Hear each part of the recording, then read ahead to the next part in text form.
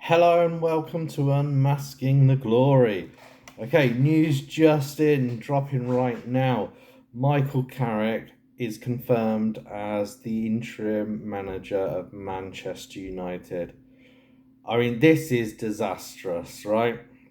There's no way to sugarcoat this. This is disastrous, and I'll get into the reasons why this is disastrous on two main reasons why I believe this appointment is disastrous for Man United.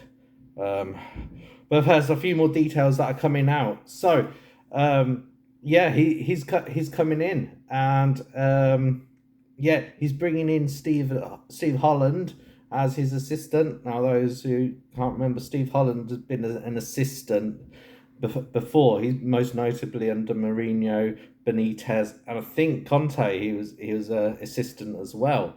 I think that was all whilst that during the time at Chelsea. So I think that's positive. That's positive for Carrick. But interestingly, Carrick's also bringing in three other notable ex-players to his backroom staff. So that was Jonathan Woodgate, Johnny Evans, and Travis Bennion. Now, this is interesting on a few points. Notably, it's all very much defensive mindsets. If those who didn't see my video I put out yesterday when it was announced that Carrick was the front runner, I made a notable point around comparing past managers with how current managers with how they used to play whilst they was professional, citing Carrick, citing Gareth Southgate being not necessarily the negative, but more the defensive side of things. Now, there's no doubt in my mind, if I was to pick one area of the Man United team that I think we haven't got close to being right yet, that's the defence. I think our defence is all over the place, and I think that shows from the swapping and the mixing of the positions, and the actual personnel who's being in those positions. So I think it's noticeable that you got Carrick put in as interim manager. You've got those defensive backroom staff. Onto the points why I believe this is disastrous. I cannot see any way that this ends on a positive for Man United. Let's start off with the best case scenario from where we are right now.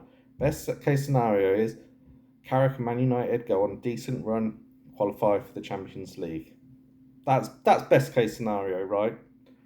What happens at the end of the season, or what happens if we appoint, because this is only an interim position to the end of the season. What happens if in March or April or later we actually agree a contract with another manager to take over? We'll be in exactly the same situation we were a few years ago, where and the new manager is going to already be on the back foot, because we're going to be the Man United fans and the media, and even the hierarchy. They'll be second guessing themselves, because they always do. It'll be oh, we should have stuck with him. Maybe we had the right guy.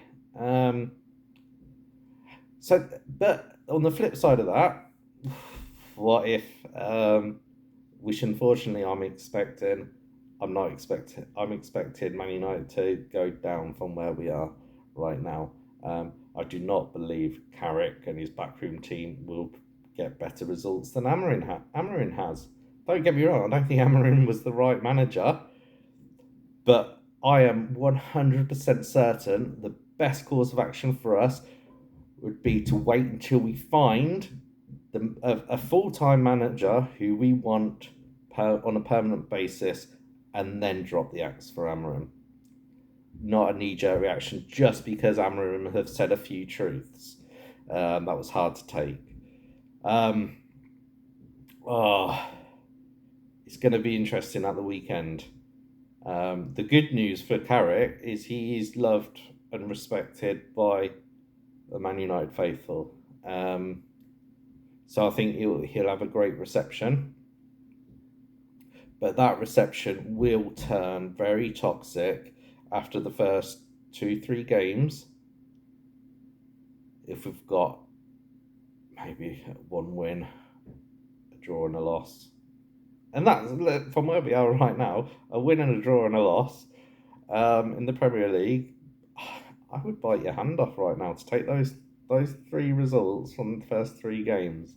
I mean, and that's sickening for a Man United fan to say that they would take 4 points from the next 3 games and class that as good.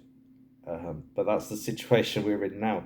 But any worse than that, that we will turn on Michael Carrick very quickly, unfortunately. I think, I fear for where we'll end up. I fear for if we don't qualify for Europe, even as a whole. I fear what manager what calibre we're going to be able to convince to take over. And let's face it, we shouldn't be convincing.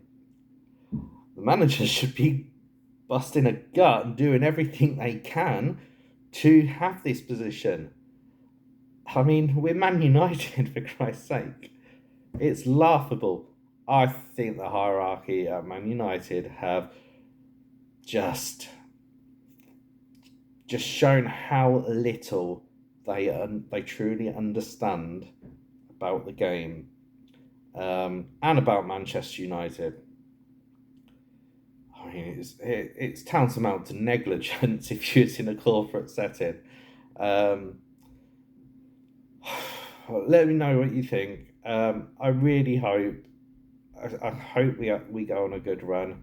But either way we look at it, from where we are right now, we are in an incredibly bad place, and this has been a disastrous week and a half for Manchester United, without a doubt. And the ramifications, they're going to ripple throughout the next few seasons again.